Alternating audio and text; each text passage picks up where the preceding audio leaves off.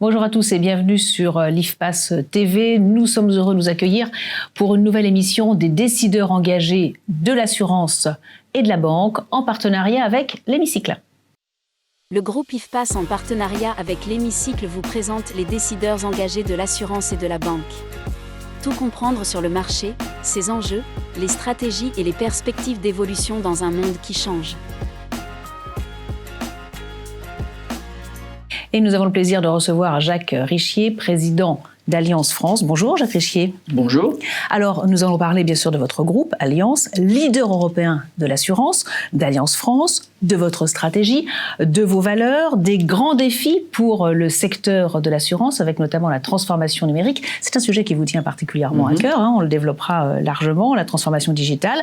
Et puis nous évoquerons bien sûr l'approche d'Alliance pour embarquer les collaborateurs face aux grands défis de demain. Mais tout de suite, un mot de votre parcours.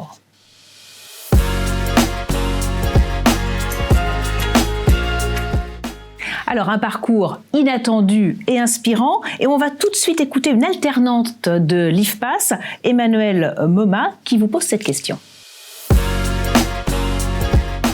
Bonjour Monsieur Richier. Quel a été l'élément déclencheur qui vous a poussé à rejoindre le secteur de l'assurance? Et comment votre parcours personnel vous a-t-il conduit à devenir directeur général d'Alliance? Alors, directeur général et président aujourd'hui. Alors aujourd'hui, je suis président d'Alliance, effectivement. Ouais. C'est une question intéressante parce que je suis rentré par hasard, mais vous savez qu'on dit que dans l'assurance, on y rentre souvent par hasard et on y reste par passion. Moi, je suis rentré parce que j'avais décidé de quitter sur un coup de tête une entreprise. J'étais dans le secteur industriel, dans le redressement d'entreprises en difficulté. Il faut dire que j'ai aimé ça, et puis dans l'assurance, de temps en temps, il y a des cycles où il faut redresser, donc du coup... Et voilà, et un jour, j'ai proposé à la personne qui avait racheté ces entreprises d'être associé. Il m'a dit non, je suis parti. J'ai eu de la chance parce que j'ai été appelé à l'époque par un chasseur de tête qui m'a proposé de rentrer dans l'assurance comme auditeur interne. Je ne savais pas ce que c'était que l'assurance. Je dis souvent, j'ai dit oui pour aller au deuxième entretien parce qu'on m'a dit que c'était au sud de Paris. Et comme je suis des Alpes-Maritimes, je me suis dit sud de Paris, ça me rapproche. Bon, je trouve que c'était à Chartres. C'était mieux que d'être à Saint-Dizier où j'étais allé à l'époque. Mais voilà, et je suis rentré avec l'idée que j'y resterai pas. Avec l'idée que vous y resteriez un an. Vous y êtes toujours aujourd'hui. Ça, c'était il y a combien de temps? C'était il y a longtemps, oui. Et oui, il y a longtemps. Donc voilà, qu'est-ce qui vous a incité à rester? Non, c'était il y a 40 ans, 41 ans même. En fait, c'est allé vite. Quand je suis rentré, j'ai retrouvé un camarade de promotion d'ailleurs, qui m'avait dit, mais tu sais, c'est un secteur qui est méconnu, qui se transforme. Les profils qui sont recherchés sont plus variés que ce que c'était auparavant, où on avait beaucoup de juristes, par exemple, et des actuaires, comme toujours, mais peu d'ingénieurs, peu de gens venant avec des profils différents. Et c'est vrai que je suis resté parce que ça allait vite. C'est-à-dire, j'ai fait de l'audit interne 18 mois, ensuite j'ai fait de la stratégie 2 ans, ensuite, j'ai été, par un concours de circonstances, proposé comme directeur informatique de cette mutuelle. J'ai pas eu le temps de souffler, moi. Donc, je me posais toujours la question de quand est-ce que je pars, où est-ce que je vais. J'avais envie de partir à l'étranger. Mais je vois, vous avez une promotion, finalement, jusqu'à devenir président. Et à chaque fois, il se passait quelque chose. Donc, évidemment, on se remet en cause, on essaie de bien faire, d'apprendre ce nouveau métier. Et ça a duré... au moins 8 ans avant que je considère que j'étais là encore pour quelques années. Mais c'est vrai que pendant longtemps, j'ai eu des contacts pour aller au Canada, en Afrique du Sud, aux États-Unis, voilà. Et puis à la fin, quand je comparais, je trouvais que là où j'étais, c'était bien. Et puis que le métier, finalement, me plaisait et le secteur me plaisait. Je le découvrais finalement en ayant des fonctions différentes. C'est un métier aussi très humain, donc j'aimais aussi cela. C'est un métier composé de... Enfin, l'assurance, c'est des données et des personnes.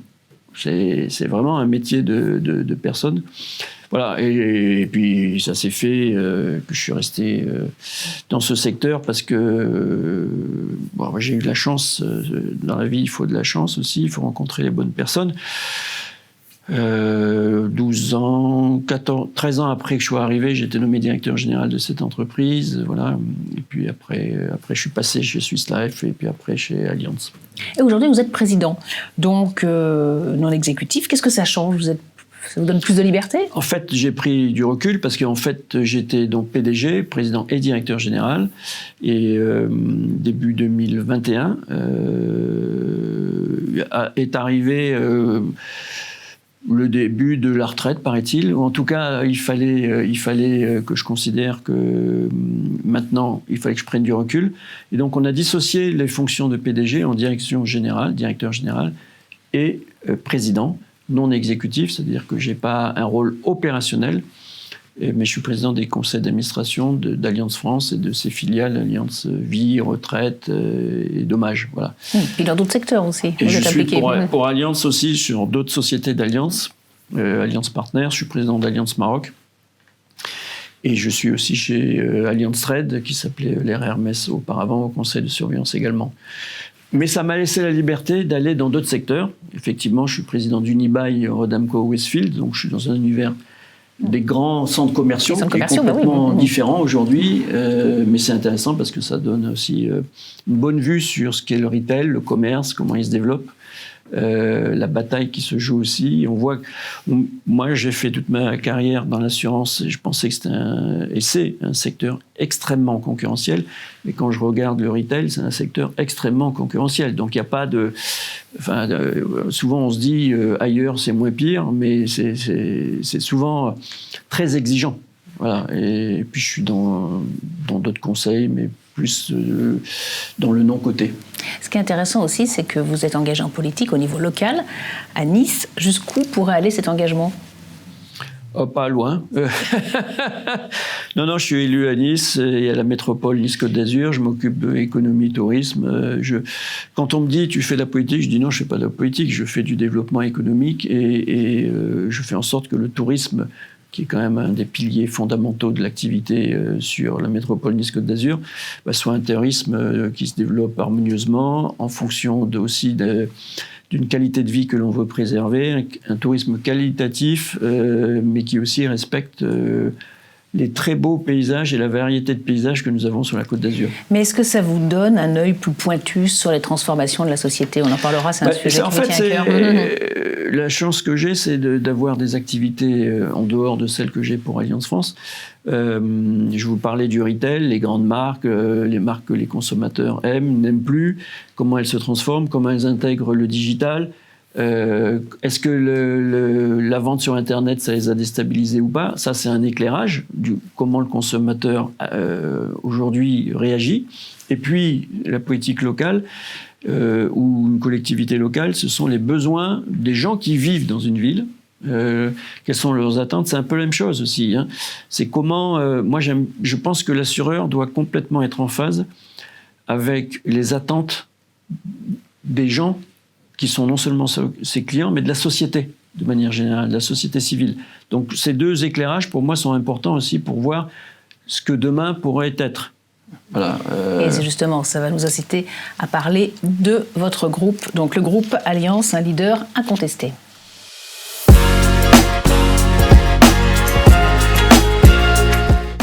Vous êtes arrivé en 2008 chez Allianz. Alors un mot des chiffres clés. On a envie de dire que Allianz, quand même, c'est l'assureur des superlatifs. C'est un peu ça, c'est effectivement un peu ça, puisque Allianz, alors au niveau monde, en chiffre d'affaires, je ne sais pas si c'est encore parlant, c'est 155 milliards de chiffre d'affaires en 2023. C'est un peu plus de 12 milliards de résultats opérationnels. Donc c'est un groupe, c'est le groupe qui fait le plus de résultats au niveau européen. C'est une capitalisation boursière qui est au-delà de 110 milliards. Donc c'est la première capitalisation boursière en assurance en Europe. Mais c'est vrai que ce sont des superlatifs parce que Allianz, c'est le numéro 1, par exemple, en assistance. C'est le numéro 1 dans ce qu'on appelle tout ce qui est protection des entreprises, notamment dans le crédit export, les choses de cette nature-là, avec l'Air Hermès Allianz Trade. C'est un des plus gros acteurs, en tout cas sur le risque entreprise au niveau international. C'est un très gros gestionnaire d'actifs. qui se classe certainement dans les 5 ou 6 premiers acteurs mondiaux. Voilà, ce sont beaucoup de positions numéro 1 au niveau mondial. Et puis, c'est un acteur qui, en même temps, a une empreinte locale très forte, surtout au niveau européen, de plus en plus en Asie. Et aujourd'hui, également sur le continent africain. Oui, un fort ancrage européen. Mais en fait, c'est un acteur européen dans une compétition mondiale. Voilà, c'est avec des acteurs chinois et américains. Oui, mais leader là dans presque tous les domaines. Alors, où est présent Allianz très concrètement? Où est-ce qu'il est le plus présent? Implanté. Historiquement, c'est l'Allemagne parce que c'est le pays d'origine. Mais en Europe, si on prend en Europe, c'est l'Allemagne et puis France et Italie. Voilà, ce sont les 3 plus gros pays. Après, il y a une présence forte en Europe de l'Est, une présence forte en Espagne, Amérique du Sud. On a des zones géographiques qui ont été regroupées. Et comme je disais, très gros sur les risques d'entreprise. Au niveau monde, je parle des très grosses entreprises. Ouais, non, mais au fait, je voudrais me demander là où on n'est pas, finalement. Ça serait plus simple. Non, mais c'est un acteur qui a une très grosse couverture géographique et qui a une forte présence, je vous le disais, en Asie, en Australie également. Aux États-Unis, uniquement en assurance vie, par contre. Et puis, on a asset management, parce que nous, Allianz, c'est PIMCO, qui est un très gros acteur de la gestion de taux. La position d'Allianz France par rapport dans le groupe Allianz, donc quel est son poids au sein du groupe? Alors, l'année dernière, c'était 12 milliards de chiffre d'affaires, donc vous voyez, c'est 8% du chiffre d'affaires mondial. Par contre, on fait à peu près 10% du profit mondial. Donc, on a une contribution au profit supérieure, entre guillemets, à notre taille. Puisque Allianz France, c'était un peu moins d'1,2 milliard de résultats opérationnels, à comparer aux 12 milliards du groupe. Voilà, nous sommes, je pense qu'on est le 2e contributeur aux résultats après l'Allemagne. On va écouter la question d'un autre alternant de l'IFPAS, Célic Kahn. Bonjour Monsieur Richier. Comment Allianz réussit-elle à se différencier de ses concurrents dans un marché aussi compétitif que celui de l'assurance? Ils ont des questions pointues quand même, les alternants de l'IFPAS. En fait, je vais essayer de répondre à une question, mais en même temps, je me dis, il ne faut pas que je dise tout. Parce qu'il faut qu'on reste les premiers. Absolument, il ne faut pas donner des tuyaux aux concurrents. Allianz, c'est une entreprise qui a une énorme exigence, et qui, dans son ADN, est très technique. Donc, c'est une façon de répondre, parce que c'est vrai que nous, chez Allianz, il y a cette culture technique qui fait qu'on essaye, on parlera peut-être plus tard de data et d'intelligence artificielle, parler, oui. Et comment, par la technique, on arrive à se différencier, à tirer le meilleur profit de ce que l'on sait au niveau technique pour pouvoir trouver le meilleur équilibre entre les besoins du client, la tarification et le résultat que l'on souhaite obtenir.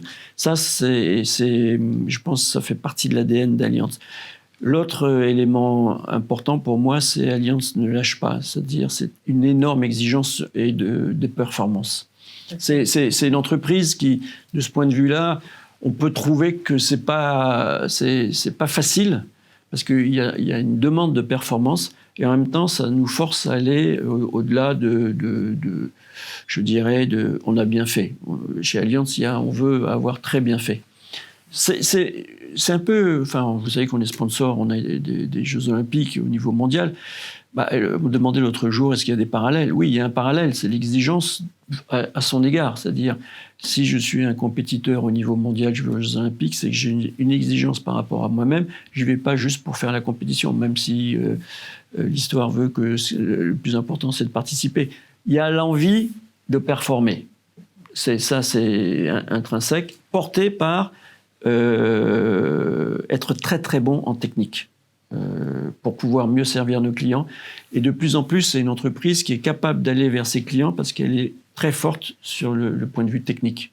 On parlera de l'innovation dans un instant, mais ce que j'entends là, c'est que le fait d'être leader ne suffit pas pour être différenciant. Non, alors il y a Michael Dickman, qui est l'actuel chairman Monde d'Allianz et qui a été le CEO d'Allianz Monde. Quand il est parti, il a dit quelque chose qu'on avait tous intégré, mais il l'a rappelé. Allianz peut être leader, mais doit rester humble. Et en fait, c'est l'humilité qui fait qu'on ne se considère jamais comme ayant atteint ce que l'on devait atteindre. C'est-à-dire, nous, on est... Et l'innovation, si on parle d'innovation, c'est un peu ça. C'est considérer que ce que vous avez atteint aujourd'hui n'est pas la limite, ne constitue pas votre limite. Et l'humilité, c'est ça. Se dire, OK, on ne se promène pas tous les jours, on est content de dire qu'on est leader une fois, mais c'est pas ça. Ce qu'on veut, c'est prouver qu'on peut faire mieux. Et je pense que plus vous êtes costaud, plus vous êtes fort, plus vous êtes reconnu, plus vous devez être humble. Avant de parler innovation, un mot du plan stratégique qui s'achève en 2025, un nouveau en préparation. Alors on se souvient que ce plan stratégique là qui s'achève avait été conçu de façon un petit peu originale. Est-ce que ça sera la même chose pour celui à venir? C'est quoi la méthode d'Allianz en la matière? Non, là, en l'occurrence, le plan qui s'achève actuellement, c'est un plan qui a été très collaboratif, qui a pris une bonne année de participation de nombreux collaborateurs.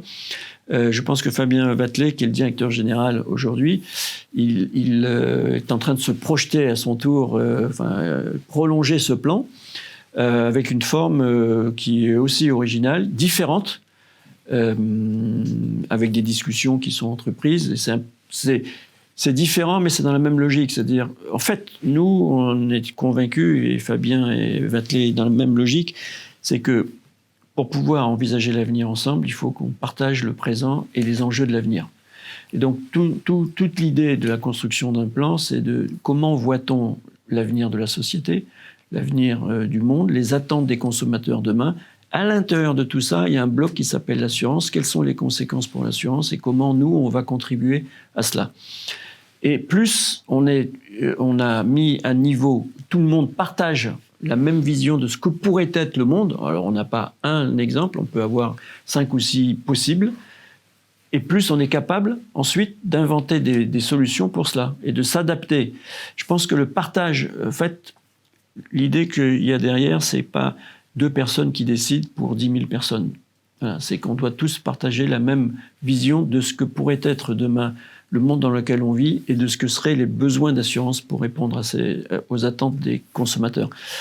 Et on est toujours dans cette même logique. Et si on parle puisque le grand mot à la mode aujourd'hui, c'est l'intelligence artificielle, évidemment que si on ne parle pas de l'intelligence artificielle maintenant avec les collaborateurs, ça peut créer des craintes, comme la digitalisation a créé, comme l'informatisation a créé. À chaque fois, ça vient bousculer notre quotidien, mais c'est le partage de qu'est-ce que c'est que cette technologie, comment elle peut être utile à notre métier, comment elle peut être utile à nos collaborateurs en amont, qui fait qu'après on le met ensemble, en œuvre. La transition est toute trouvée pour parler justement de l'innovation accélérateur de changement.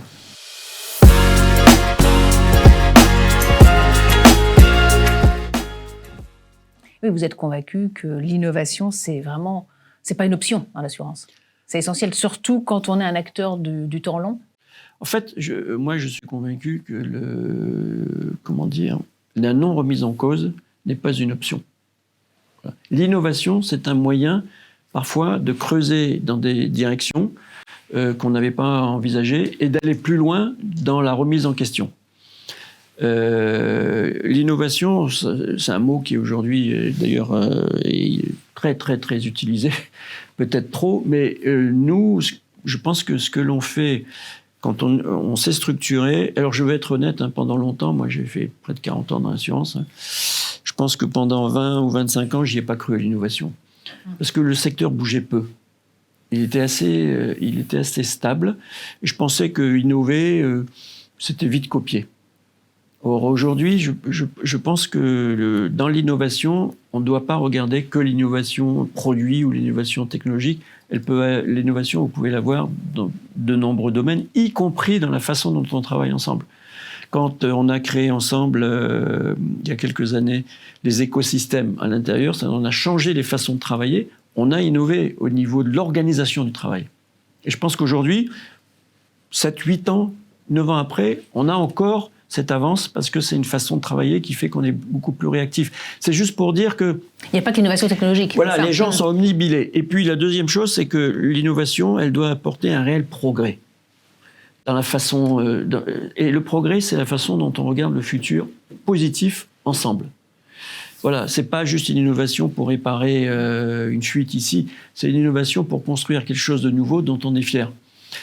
Et évidemment, il y a la technologie est un élément qui permet peut-être d'aller plus loin dans l'innovation, mais c'est juste un outil. C'est grâce à ça qu'on peut... Parce que dire qu'il y a l'intelligence artificielle, ça a été innové ailleurs, mais l'innovation dans l'assurance, c'est comment on va l'utiliser. Oui, c'est ça, comment on utilise les nouvelles technologies. Et en la matière, les assurtech ont un peu poussé justement les assureurs traditionnels à se bouger. Tout s'est fait en la matière, parce que ça a vraiment transformé le métier. Ils étaient plus réactifs, plus tournés vers le client. Est-ce qu'ils vous ont incité justement, vous, grand groupe, à digitaliser plus vite et à aller plus vite en matière d'innovation? Oui, en fait, il y a eu, c'est arrivé au même moment, enfin je parle d'Alliance France, nous on avait un programme de digitalisation qui était assez ambitieux de l'entreprise. Et puis, il y a eu cette vague dite de FinTech, puis d'AssurTech, de transformation, réinventer le métier d'assureur, etc. Il y a eu 2 catégories, ceux qui sont devenus assureurs, ceux qui sont ou courtiers, et puis ceux qui ont amené des briques de techno et qui ont dit, tiens, avec cette brique, on pourrait faire ça, on pourrait améliorer le processus de souscription, etc. Et nous, on s'est dit, il faut regarder, enfin, je reviens sur cette question d'humilité, c'est pas parce que c'est une start-up qui a 10 personnes et que nous, en France, on était 8 ou 9 000, qu'on doit la regarder de haut. C'est qu'est-ce qui se passe? Est-ce que c'est challengeant? Est-ce qu'il y a des choses que nous, on n'a pas vues? Voilà, ça nous a aidé, je pense, ça nous a aidé en termes de communication interne, montrer à nos salariés que le monde changeait, qu'il y avait des nouvelles attentes, et ça nous a aidé aussi peut-être à accélérer dans certains domaines, ou à justifier qu'on aille plus vite. Mais en quoi ça a transformé le métier? Le métier fondamental n'a pas été transformé, et je reviendrai un peu là-dessus. Ça reste de la technique, et l'intelligence artificielle peut nous aider à transformer. La data nous a aidé à aller plus loin.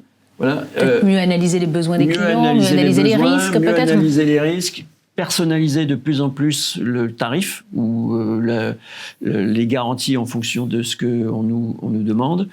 Il y a eu des blocs d'amélioration sur tout ce qui était ce qu'on appelle l'expérience client, mais le parcours client a été amélioré. Le fait qu'on traite beaucoup de choses de façon digitale, ça, on a beaucoup progressé. Si je prends l'assurance santé, aujourd'hui, 75% se fait par digital. Je vais passer un chiffre, mais 20% des affaires nouvelles d'Alliance France, elles sont digitales. Elles viennent par des leads. Donc aujourd'hui, c'est quelque chose qu'on ne peut plus ignorer.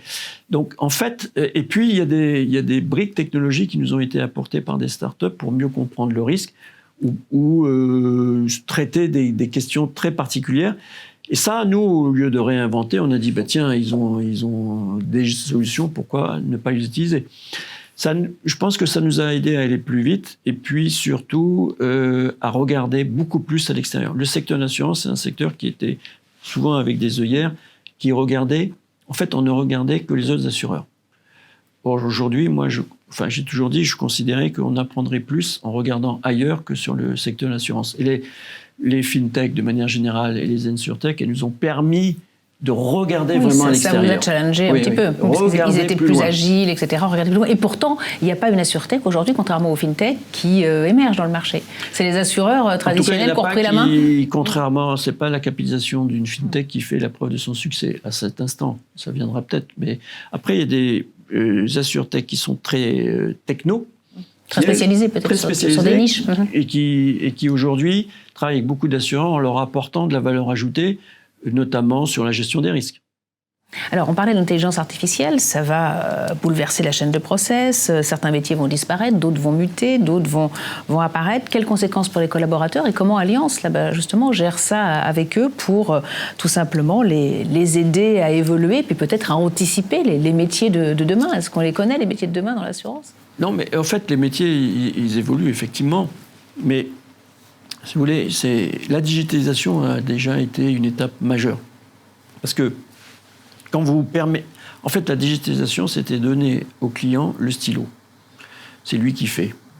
Il souscrit, il peut aller regarder, il déclare son sinistre, il paye, voilà. Donc c'est en soi, on pouvait se dire, tiens, quelles conséquences sur l'emploi, etc. Mais de facto, les emplois se sont déplacés.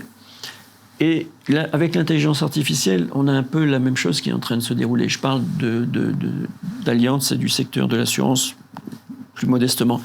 En fait, c'est comment on va apporter un meilleur service à nos clients, comment on va faciliter aussi le quotidien au travail de nos salariés. Par exemple, pour citer un exemple, il y a au niveau intelligence artificielle, les équipes ont développé une aide à trouver des documents. Parce qu'il y a des garanties, il y a des règles. Aujourd'hui, il y a les règles européennes, etc. Comment on arrive, on pose une question, on a des réponses. Ça allège les tâches. Ça allège les tâches. On peut aider aussi des souscripteurs qui se trouvent devant un objet, je ne sais pas moi, un camping-car de 40 tonnes. Comment ça se traite par rapport à un de 8 tonnes. Voilà. Donc ça, c'est des choses où demain, le souscripteur, au lieu de passer des heures à regarder sur des bouquins, il va avoir la réponse tout de suite. C'est telle page de tel bouquin, et voilà comment on tarifie. On peut aussi, pour le client, en fonction de son profil, avoir une meilleure connaissance et donc des offres beaucoup plus appropriées. On parle souvent de la fraude, ce n'est que le dernier élément. C'est un élément important, parce que finalement, on pourra profiler avec l'intelligence artificielle et la connaissance data que l'on a de nos clients, ceux pour lesquels on va aller beaucoup plus vite, par exemple demain dans l'indemnisation, et puis ceux pour lesquels on aura un traitement parce que voilà, il y aura des choses qu'on voudra connaître plus. Je cite aussi cet exemple parce qu'avec l'intelligence artificielle, la question de l'image. Vous savez qu'aujourd'hui, on veut aller très vite dans l'indemnisation, donc on sait qu'on peut utiliser des images, des vidéos, demain, sur l'expertise et autres.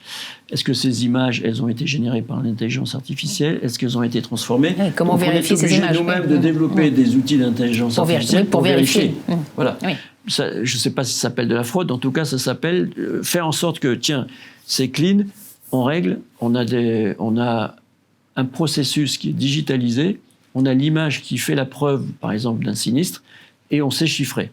Voilà, donc, en fait, je pense, pour les clients, c'est une façon de mieux les reconnaître, et c'est un paradoxe, mais on va de plus en plus vers l'individualisation. Je sais que ça peut être choquant de la tarification, même si on constitue toujours des mutualités. Et puis, pour nos équipes, c'est une simplification de la vie au quotidien. Et au niveau technique, puisqu'on dit que nous, je vous disais, notre ADN, il est très technique, il y a l'ère de la data qui va se conjuguer à l'ère de l'intelligence artificielle pour qu'on soit encore meilleur au niveau technique. Et pour les collaborateurs, c'est une simplification et c'est des aides intelligentes dans leur quotidien.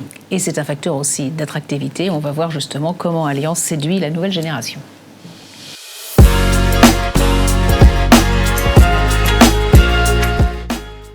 Alors on dit toujours que les jeunes n'ont pas envie de devenir assureurs, etc., qui préféreraient être banquiers, enfin c'est à voir. Mais en tout cas, est-ce que ces nouvelles technologies puissent aider à rendre le secteur de l'assurance plus attractif auprès des jeunes?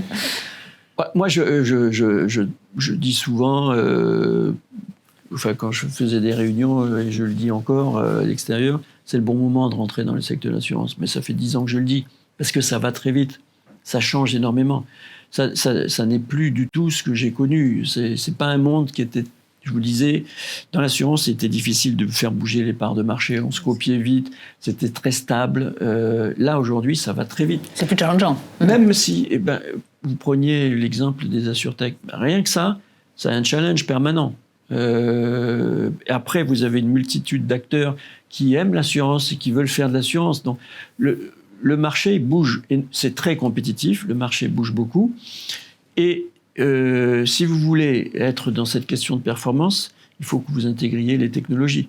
Donc aujourd'hui, si vous voulez changer le secteur de l'assurance, c'est là qu'il faut rentrer, parce qu'on utilise de la donnée, on utilise de plus en plus tout ce qui tourne autour de la donnée, et demain, dès aujourd'hui, l'intelligence artificielle. Donc on a toutes ces nouvelles, technologies qui arrivent, qui de mieux qu'un assureur qui, lui, est un puits de données? Un assureur, ça gère des données. Ce ne sont que des données. Et qui ouvre vers de nouveaux métiers, finalement. Et qui ouvre vers des métiers qui sont les métiers recherchés. Donc, on a les métiers liés à la digitalisation, au développement. On a les métiers liés purement à la gestion des données. On a les métiers liés à l'intelligence artificielle. Et puis après, quand vous êtes souscripteur, demain, vous allez être souscripteur, mais vous allez être souscripteur avec de l'intelligence artificielle comme outil. Donc, en fait, le métier de souscripteur tel qu'il était il y a 10 ans et tel qu'il est ou qu'il est en train de devenir n'aura plus rien à voir. Donc, on évolue constamment. C'est pour ça que je dis, c'est un métier qui est complètement en phase, qui est très lié au monde tel qu'il devient, et je dirais sur le devant de la scène, contrairement à avant où peut-être on arrivait tardivement avec les nouveaux outils, etc. Maintenant, aujourd'hui, l'assurance, ça absorbe tout très vite et on intègre des profils. Si vous voulez, on intègre aujourd'hui beaucoup de profils qui sont des profils tech. Et qui sont finalement des métiers en tension. Beaucoup de vos concurrents ou confrères ont des problèmes de recrutement, pas Allianz. Pourquoi ? Je ne dis pas qu'on n'a pas de problème de recrutement, mais je dis qu'on recrute. Oui, vous recrutez. On recrute et je pense que les data scientists, toutes ces personnes-là, trouvent aussi... Parce que, en fait, quand vous aimez ça, et que vous tombez chez un assureur, vous avez des millions et des millions de données. C'est quand même un endroit rêvé si on veut travailler sur de la matière qui est un data scientist, il faut de la donnée bien propre, etc. En plus, on a une conformité, une éthique. Les assureurs ne vendent pas leurs données, ils font en sorte qu'elles restent privées. Donc si vous voulez faire quelque chose, un beau métier dans des conditions de conformité excellentes, il n'y a rien de mieux qu'un assureur aujourd'hui. Donc nous, on recrute aussi parce qu'on fait des choses innovantes. Alors justement, on a bien compris pourquoi travailler dans le secteur de l'assurance, mais pourquoi travailler chez Allianz ? C'est une question qu'aurait pu poser un alternant. Oui, non mais parce que chez Allianz, je pense qu'on n'a pas peur du monde tel qu'il devient. Voilà. Et qu'on intègre ces technologies très vite, qu'on fait des POC, puis après qu'on fait de la mise en exploitation, et qu'il y a, l'envie d'être une entreprise moderne alors qu'on est une très grosse entreprise. Parce qu'un de nos challenges, on dit toujours, les petits sont rapides, se déploient plus vite, sont souples, c'est comment une entreprise de cette taille-là, elle garde aussi de la vitesse. Je pense qu'Allianz est une entreprise sur ces sujets-là qui est rapide. Voilà. Et qui s'approprie ces technologies, qui les teste vite, qui n'a pas peur de l'avenir. Au contraire, nous, on est très positifs. Alors, on a bien vu comment attirer les jeunes, mais comment faire en sorte qu'ils restent ? Est-ce qu'ils restent chez Allianz ? Oui, ils restent. Donc, c'est la preuve, si vous voulez, nous, on a un taux de départ qui est de 5%, commerciaux compris, hors commerciaux, 2%. Donc, en fait, on a un taux de départ très faible. Ça veut dire quand même qu'on sait attirer, mais on sait conserver, et je pense qu'on sait faire progresser les gens au sein de l'entreprise. Et on parlait justement d'avenir. Justement, on va voir comment assurer demain. C'est toutes les questions d'assurabilité.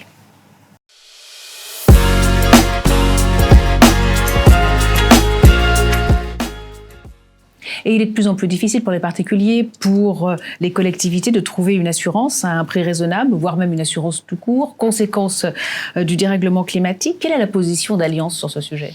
Bon, moi, ma position, c'est de dire, c'est pas la première fois que ça arrive. Simplement, aujourd'hui, sur la question climatique, c'est un sujet de tension.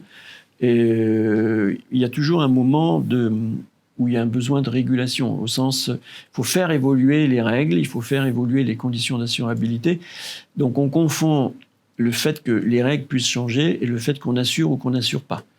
Après, la liberté d'un assureur, c'est de ne pas assurer, par définition, parce que nous, on a une mutualité et il ne faut pas que quelques risques mettent en danger une mutualité de plusieurs millions de risques. Mais aujourd'hui, je pense tout le monde parle de transition. On est dans une transition également en assurance. C'est comment on accompagne le changement climatique, comment on accompagne les pouvoirs publics, les décideurs sur les mesures qui doivent être prises pour que les conditions de l'assurance puissent s'exercer. C'est tout ça. Mais si on reste figé sur comment on était il y a 20 ans en disant on va assurer de la même manière, ça, on va très vite dire il y a une question d'assurabilité. Oui, sauf que quand une collectivité n'a pas d'assurance, ça peut poser un vrai problème. La collectivité, elle doit aussi se poser les questions de comment elle gère ses appels d'offres. Si c'est un appel d'offres uniquement sur le prix, s'il n'y a pas de prévention, s'il n'y a pas... Voilà, c'est un peu ça.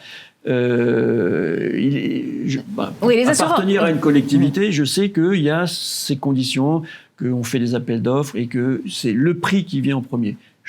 Sur ces questions-là, je pense que parfois, regarder uniquement le critère du prix peut conduire à la situation que vous évoquez, c'est-à-dire des communes qui ont une sinistralité très dégradée et qui ne trouvent plus d'assureurs. Il n'y a pas une commune qui a une sinistralité, je dirais, dans la moyenne nationale, qui ne trouve pas d'assureur. C'est uniquement celles qui ont des difficultés. Mais moi, je pense que tout peut s'assurer. C'est juste comment on met en musique les conditions pour l'assurance. Mais ça peut donner l'impression auprès des collectivités, auprès du grand public, que finalement les assureurs ne veulent assurer que les bons risques, ne veulent pas assurer les mauvais risques. Voilà. Est-ce qu'il n'est pas de la responsabilité justement des assureurs de mieux anticiper les risques à venir pour pouvoir les assurer justement ? Ça donne l'impression uniquement en France. Parce qu'en France, il y a eu trop le sentiment que l'assurance, c'était un peu comme la sécurité sociale. Si vous voulez, il suffit d'appeler et puis on est là. Donc, non, je pense que la question, c'est effectivement les assureurs doivent faire leur communication pour prévenir, mais il est important, quand il y a des plans de prévention des risques dans les communes, il faut qu'ils soient appliqués, par exemple, totalement. Pas appliqués depuis la semaine dernière ou appliqués la semaine prochaine. C'est tout ça. Je crois qu'il y a juste une question de dialogue et de voir comment les conditions d'assurance peuvent se mettre en œuvre. Le marché de l'assurance, il est hyper compétitif. Il ne manque pas d'acteurs. Donc s'il n'y a personne, c'est qu'il y a un problème. Et comment on le règle ? Mais moi, je suis convaincu... C'est ça, comment on le règle ? Parce qu'un particulier, aujourd'hui, c'est obligatoire, on ne peut pas rester sans assurance, une collectivité ne peut pas rester sans assurance. C'est à l'État, justement, d'assumer les risques ? Non, ce n'est pas à l'État d'assumer les risques, c'est à l'État de faire en sorte que les parties prenantes trouvent les conditions d'assurance. En termes de prévention... Si vous avez une rivière qui déborde, je ne sais pas, je prends un exemple, je ne connais pas, qui déborde tous les 3 ans et qu'elle inonde 3000 maisons tous les 3 ans, c'est un cas qui n'existe pas, donc je donne ce cas-là. Et si rien n'est fait pour canaliser, là vous dites, même pour les habitants, il y a un problème. Ce n'est pas qu'un problème pour les assurances. Parce que l'assurance, ce n'est que le dernier recours. Le vrai problème, c'est l'habitabilité. Ce n'est pas l'assurabilité. Et donc, comment on fait en sorte que je puisse construire ou vivre dans la maison actuellement en ayant des moyens de protection, c'est tout. Et ça pose la question aussi de comment on va assurer demain. Et comment on va assurer demain, sachant on parlait de big data, on a des données météo en veux-tu, en voilà, demain de plus en plus fines. Il y a plein de startups d'ailleurs qui se lancent en ce moment sur les questions des données météo, non seulement pour le risque agricole, mais pour le risque justement qu'on évoque là, des zones point à point, savoir comment la météo a évolué. Il faut que tout le monde, les communes, les collectivités territoriales, l'État, tout le monde fasse corps autour de ça. Comment on prépare demain en ayant ces connaissances ? On a la connaissance. On va écouter la question de notre dernière alternante, Ezine Faifa, sur justement l'assurance demain.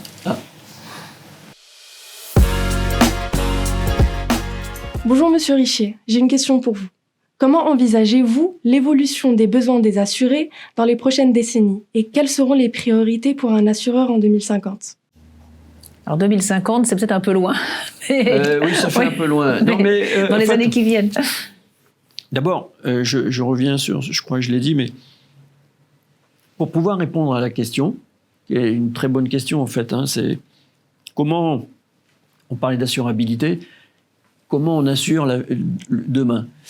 Il faut que nous, assureurs, on soit tout le temps en bonne compréhension du monde tel qu'il est et qu'il devient.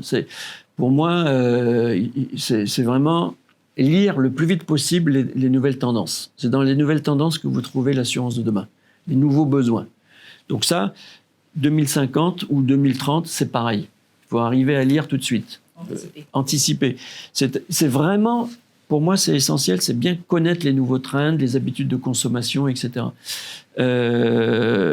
Et ensuite, je pense que tout ce qui tourne autour... Enfin, moi, je suis convaincu que, malheureusement ou heureusement, le monde s'individualise de plus en plus.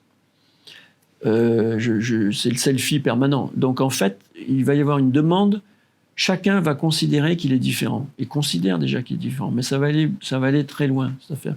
Et donc, en fait, c'est comment on personnalise de plus en plus la proposition d'assurance, et la tarification d'ailleurs, tout en conservant une mutualisation des risques, parce qu'il faut arriver à mutualiser.